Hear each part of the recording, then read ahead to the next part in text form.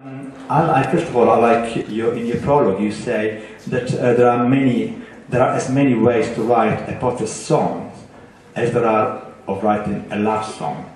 And I want to ask you, why did you choose to not to write a book about love songs, but a book about protest songs? Well, when I was, I didn't really grow up in a political household, and when I got into politics when I was around 16, it was sort of side by side with music, so I was sort of turned on to politics by not just books, but by people like Public Enemy and sort of less well remembered groups at the time, more British political groups, and it just seemed like such a natural connection that politics therefore seemed exciting and vivid, far more so than I did politics A-level. And it was more exciting and vivid than politics A-level. And I just thought it was such a great way of making you curious, and I've always liked records which kind of give you a window into the world, whether that's a reference to a book or a movie, or politics. It kind of just gives you that first curiosity, and I think it's had that effect on lots of people. A lot of musicians I've interviewed, they say they first got turned on to politics by older protest songs. And then, just over the years, that was an interest that I had. And then I went to Kenya in 2004 to interview some rappers in the slums of Nairobi.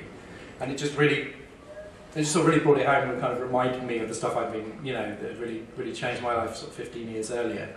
And I kind of toyed with various ways of writing about politics and music. And I thought that this subject would be too long until I came up with 33 chapters.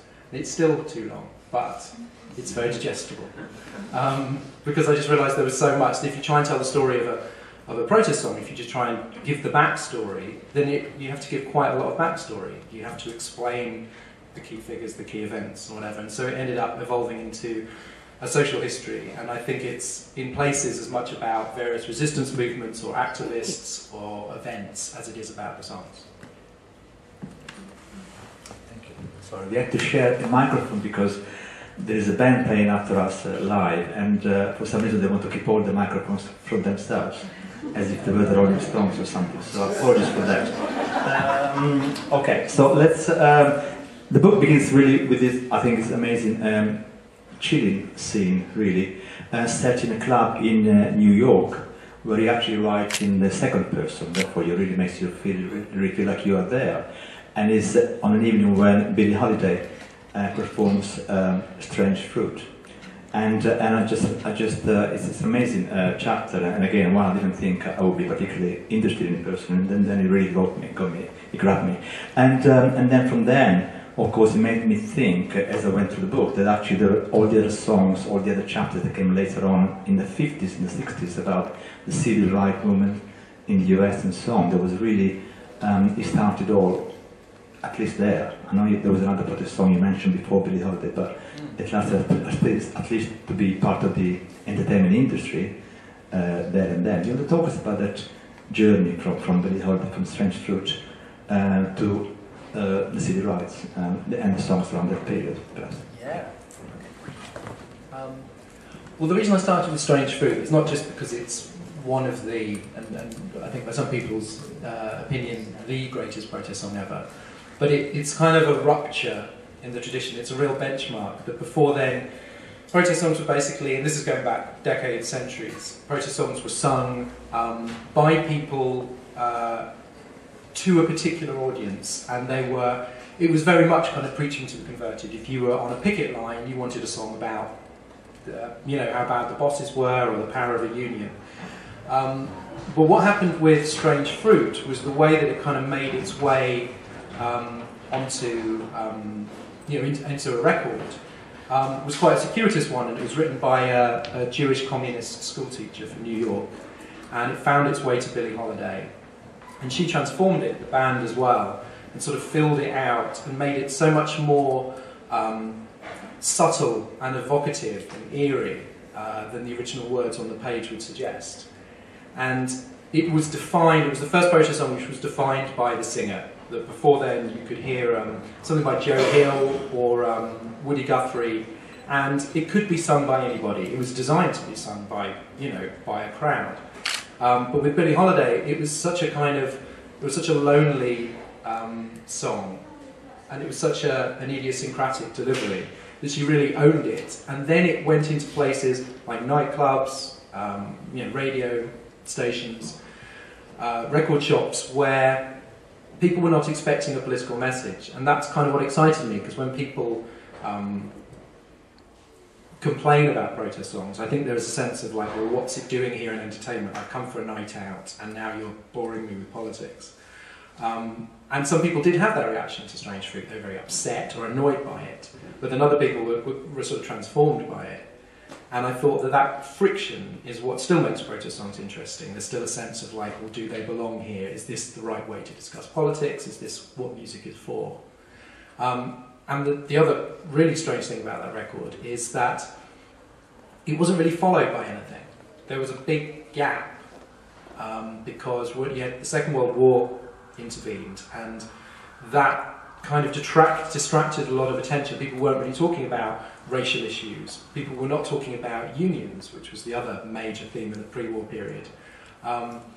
And really, there's this sort of hiatus where you had a few folk singers, you had people like Pete Seeger and Woody Guthrie sort of carrying the torch. But then with the civil rights movement, that was when it took off. And that was when, if you were on a civil rights march, you were probably singing. That was a part of it. That was how you showed sort of defiance and community, the power of group singing. And they would take old hymns, they would take pop songs and change the words. And that was where protest singing kind of resumed that pre-war kind of bonding people together in a certain cause, but then laid the groundwork for what you found in the early 60s with Sam Cooke and Nina Simone and Bob Dylan, where they were specifically writing songs which had some resonance with the civil rights movement. So then the protest songs start coming thick and fast once you hit the early 60s. Okay. Thank you very much.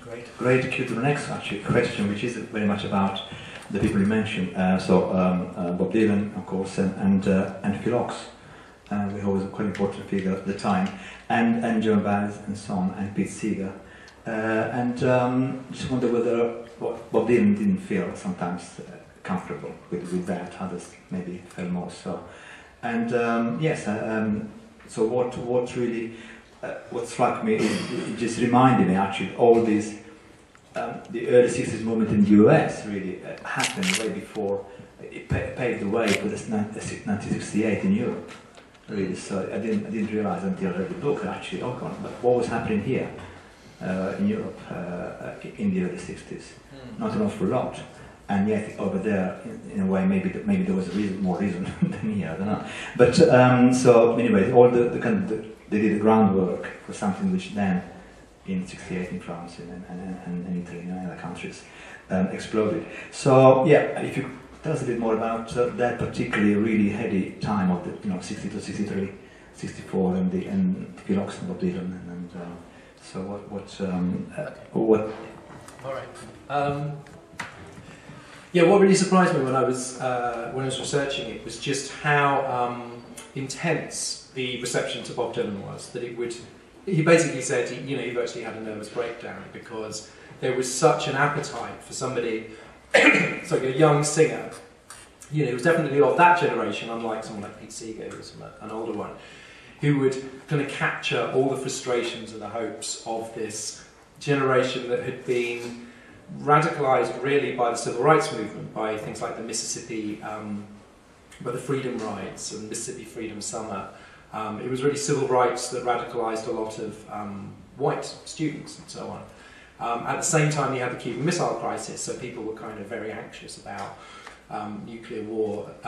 Soon enough, you had the escalation in Vietnam, although basically you had to be a real sort of foreign policy geek to be concerned about that in '61. So the reception, there was a sense that, when Bob Dylan was introduced at the Newport Festival, Folk Festival in 1963, I said, here he is, he's yours, he's Bob Dylan. And he was absolutely terrified by that, and he kind of felt that people basically wanted to take him apart. That it was like a sort of political version of Beatlemania, where they didn't want to sleep with him, or some of them did, but They wanted him to kind of solve the world's problems, which is worse, which is a bigger challenge.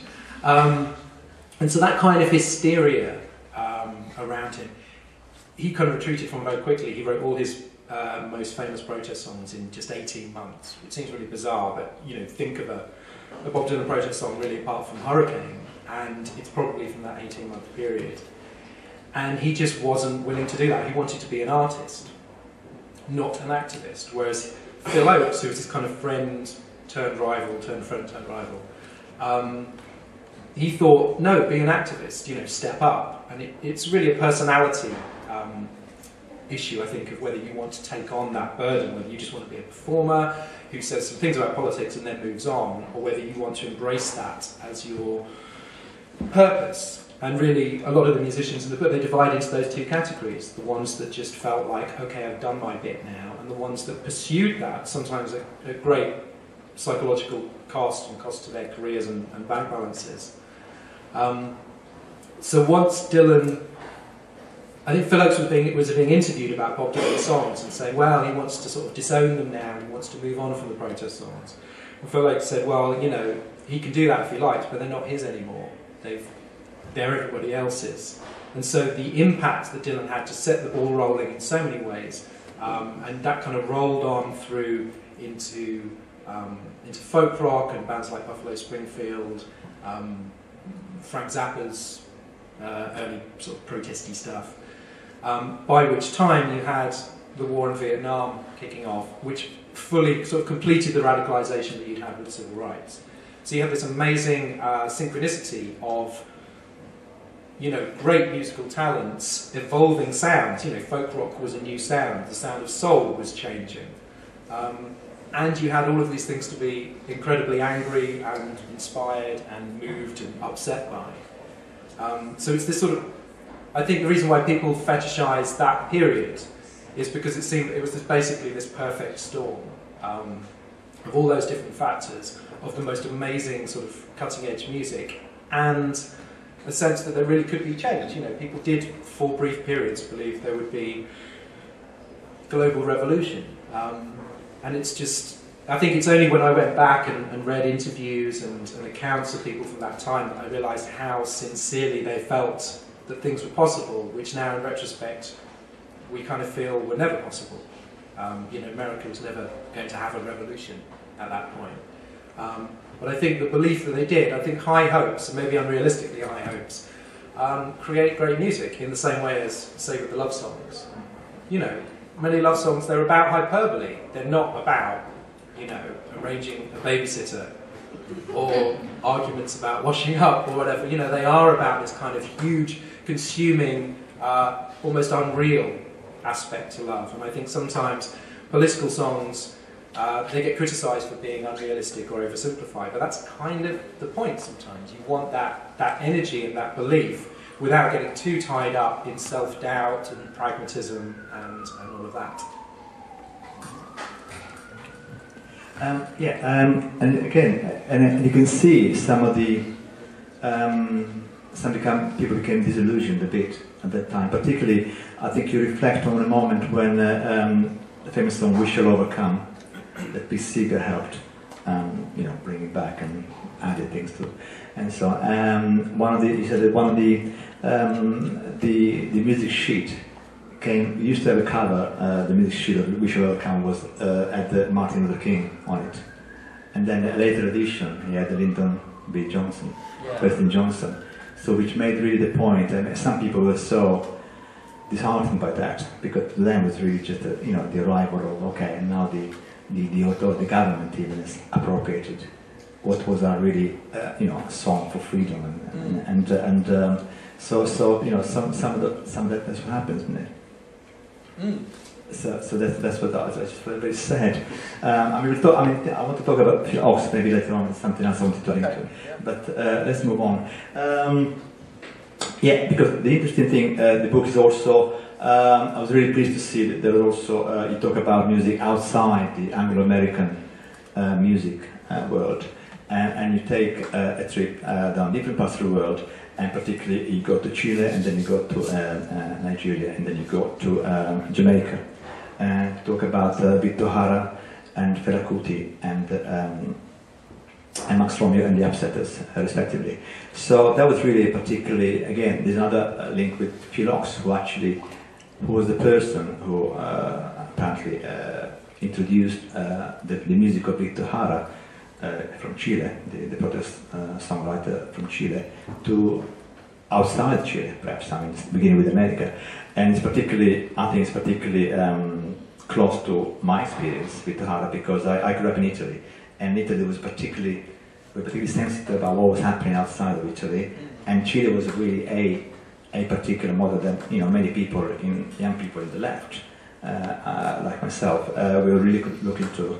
And when the Salvador Allende thing happened, and we were just thought it was like a broken dream for all of us. Do you want to take us through, you know, that particular, the Victor Hara, the Chile, the world, that were really, you know, we're talking about some people become disillusioned, some people, you know, ended up even in worse state than that, like in this case. Yeah. So, I mean, the focus in the book, I mean, it is largely English language music, and the thing is there are protest musics all around the world, and there were some that I thought would be fascinating. You know, there was this sort of radical Thai folk band in the 70s when there was a military coup. They basically escaped into the jungle and were like sort of, you know, a guerrilla folk group among the guerrilla fighters. And firstly, if you Google them, basically all you can find is stuff in Thai. And I just thought, God, that would be fantastic. But, you know, it would get too diffuse. So the reason why I chose these particular ones is because there was an obvious, they connected to the characters, the kind of ideas that had already been talked about in the book. And Victor Hara was Chilean folk singer. There's a style called Nueva Canción, which was a South American kind of radical left-wing folk music form. And he visited Berkeley, California in the late 60s, mid-late 60s. And he met the folk singers there, who thought they were pretty radical and, you know, fighting against the war in Vietnam and burning their draft cards and so on. And he just thought they were a bunch of, you know, pampered American fools. Basically, he had no idea what actual struggle was like. And, you know, coming from where he was, yeah, he had a point. You know, that you would not get, as a folk singer in America, you might get censored, you might get a few kind of, you know, death threats, but you wouldn't actually get killed. And what happened with Victor Hara was that he was murdered, you know, stroke executed, for his role in supporting the government in Chile and the socialist government there. And it's quite a long story. I don't want to go into it in too much detail, but it was the one chapter that I found kind of most upsetting to read about and write, because there was such immense courage, which was of a different level to anything that you're really talking about in America or Britain, of somebody who aligned himself with this socialist government that from the very start, even before they got into power, there were so many forces in Chilean society and in Washington, determining to bring them down. They had everything set against them. The papers were against them, the business community was against them, the American government was against them, a large portion of the Chilean people were for them, but basically it was this appallingly hard time in office, which was brought to an end by General Pinochet's coup in 1973. And Victor Hara was arrested and held in a football stadium, and which was where he was murdered a few days later. And his last song, which he never actually got to record, but he wrote the lyrics on a piece of paper which was passed around and smuggled out of the stadium later. And Pete Seeger did it, performed it a tribute that Phil Oakes organised. But for some people on the left, including Phil Oakes, this was a heartbreaking thing. I think that's the thing that really struck me writing about political idealism and activism, is that this is an emotional thing. You know, you invest so much, and when you lose an election, and that can be heartbreaking. Something like that, seeing the collapse of a government you believed in and people being murdered, just kind of wrecked Phil Oakes.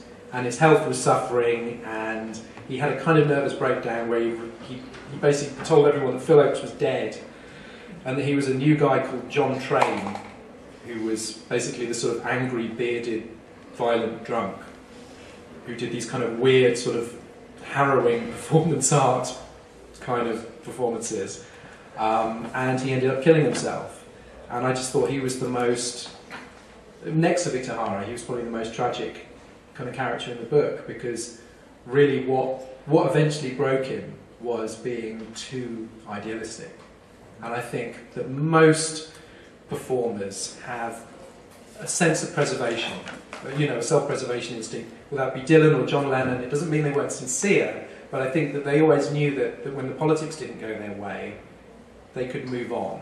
They could do something else. Or like Billy Bragg, he's devoutly activist. He's very resilient and he's very thick-skinned. And he actually told me that he learned a lot from Phil Oakes' experience. And he said that what he learned was that you can't kind of let it break you. You just have to kind of move on to the next battle. So yeah, that's why I found that chapter quite hard. Okay. Do you want to say also, we mentioned the other two, talking about battles, because I thought the next chapter about Fela Kuti was amazing. It was like it was the most action-packed of the chapters in the book. It's like an action thriller, isn't it? What happens to him and his case from the police and his goings on with the government. It was quite an extraordinary story. Do you want to mention something about him? Did anyone here see the musical Fela, by the way?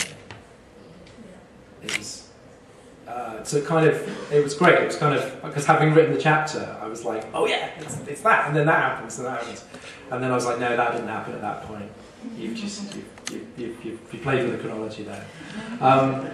But it is the most exciting, so I think that a movie's being made, because it's, he was the most remarkable character. He was from he was from a sort of radical but quite well-off family in Nigeria. And he studied in London in the early 60s, I think. And kind of was just interested in girls and weed. And then became radicalised when he spent some time in California and met members of the Black Panther Party. And then he came back to Nigeria and he kind of evolved into this bizarre character who was kind of part Black Panther, part village chieftain, part sort of hedonistic playboy. And he built this shrine, he built this sort of house, this complex where he lived, and then there was a venue across the road, and he would go to the venue on the back of a donkey, sometimes in his pants, and then with a big reefer, with people sort of dancing and cheering around him. And he was just the sort of most remarkable, so he was offending the government just for his lifestyle, because he was just constantly doing sort of illegal, hedonistic things.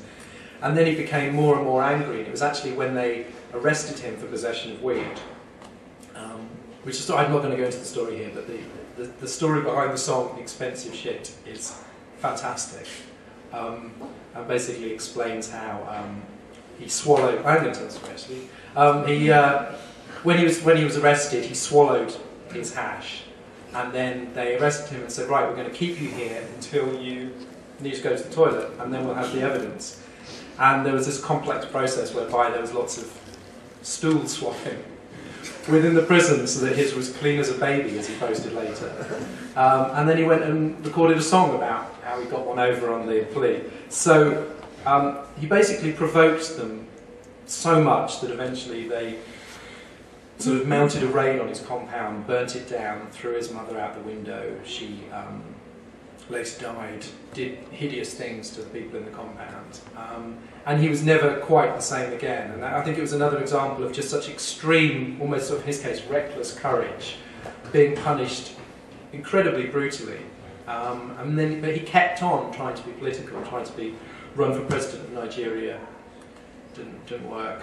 And kind of dwindled in his later years. But there's just something quite astonishing about how one personality can have such a massive effect on a society, and to do so with such phenomenal music, because in amongst all of this, he invents the sound of Afrobeat, which is just, even if it was about nothing at all, if it was about girls and booze, it would be amazing, thrilling music. And I kind of try to concentrate on that in the book. I tried to have kind of a rule of thumb that if I was really going to talk about an artist, I had to admire their music and not just their message, because it's quite easy to kind of pat a protest song on the head and go, well done, I approve of what you're saying, but you don't want to listen to it.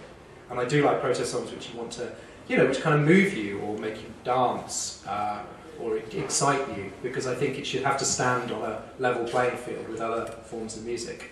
And I think that, the reggae of Jamaica, the political reggae of Jamaica in the 70s, or Afrobeat, or hip-hop, etc., they all do that.